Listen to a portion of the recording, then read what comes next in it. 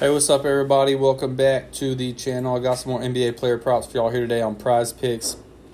Today is May 26th. These picks are for the game on Saturday, the 27th, but we will dive right into it. If y'all are new to PrizePicks, use this promo code down below and get yourself signed up, and that will match your first deposit up to $100. So you can double your money, whatever you want to deposit for your very first deposit. Use that promo code and it'll double your money, anything up to $100.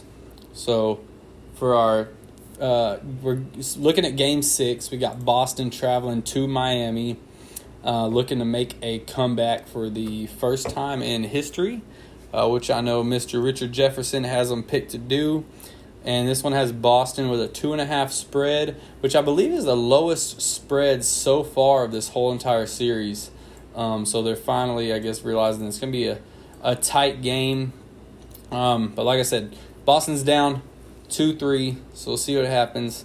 We got two picks for y'all. We'll start with the Celtics since they're the away team, and it's going to be Mr. Derek White right here, and I think his fantasy score is going to be the safest one here. So if we take a look at his last 5, he's been climbing the ladder right here these last 3 games. He's coming off a huge game. So up until last game, he was playing like low to mid 20 minutes. I think he played one game with like 27 minutes. But last game, he clocked in 37 minutes. So he's putting in some overtime there. And he did super well, so I expect to see him on the floor no less than usual for a game going into Game 6. We take a look right here at the game logs. So you see right here, this thus far, 21 minutes, 23, 26, 27 minutes. So never broke 27. Last game puts up almost 40. Had his highest highest scoring game thus far. And if you look also at the blocks and steals, since we're taking fantasy score here, Game 1 was his lowest with blocks and steals, and he still had 1. So it's not even like he's had a 0. But we look at Game 2, he has 2 blocks. Next game, he has 2 blocks and a steal. Next game, in Game 4, he had 2 blocks and 2 steals. 2 blocks and 2 steals. So that's 12 fantasy points alone right there. And then, of course, last game, he still had 2 steals. So if you can count on at least a block or a steal, more times than not, it's going to be 2 or 3, even 4 right here. That's always good for the fantasy score. That's why I think it's safe to take that over PRA. So that is going to be the first pick. Derek White over 24.5 fantasy score, and it's a pretty good play. Next, on the other side of the ball. So I would like to bring to everyone's attention Caleb Martin, and let's just take a look at his points right here.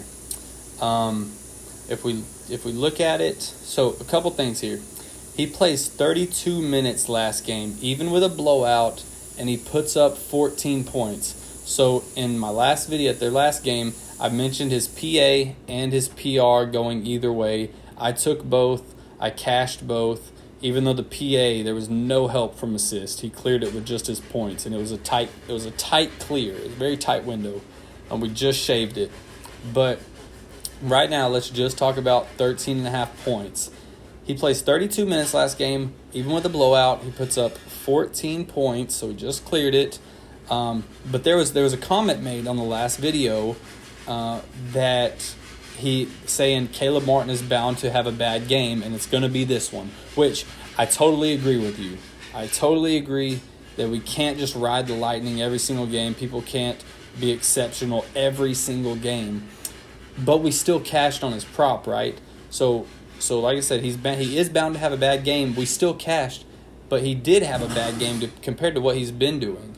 So was that the bad game, and now we're safe to take overs again, or do we just take our money and walk and just say, okay, we got lucky once again on the over, we'll just leave him be?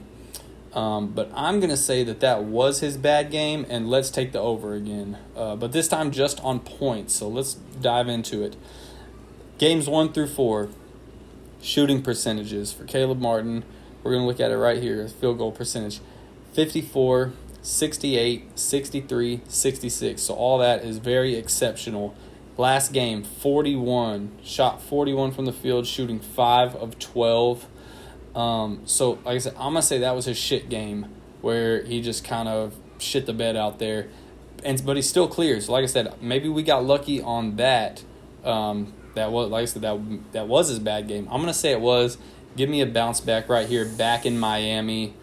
Dude's been playing really well. 32 minutes. We see prior to that, the 2 games prior, he clocked 35. So if we can get up in the 30s again, man, I realize most of it comes from points anyways.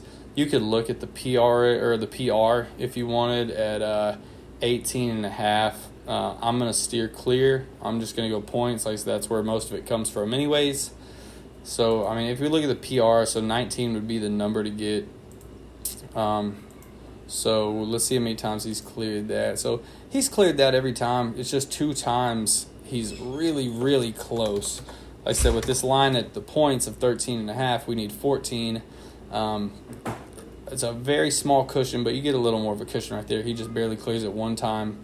So anyways, give me the bounce back right here on Caleb Martin. I'm going to say last game was his shit game. He comes back with a good one. These are going to be the 2 picks right here. Just to toss it out there, I'm probably going to take a look at Jason Tatum's. I haven't looked at it yet, but Jason Tatum's rebounds, 10.5. Might touch that. I might touch that. Maybe even Jaylen Brown. But anyways, for sure, Jimmy Butler's fantasy score, though. I'm definitely going to, not Kimmy, you fuck. Jimmy Butler's fantasy score, I'm definitely going to take a look at that. I think it's set at 50.5. Let's take a look 50.5 right here. Give me the over on that as well. But for the official slip, we're going to go Caleb Martin, Derek White. Let me know what y'all think about these plays. Let me know what you're running with for Game 6. And do we close it out finally with Miami and advance to Denver? Or does Boston keep this thing alive and tie it up? Let me know. Let's cash later.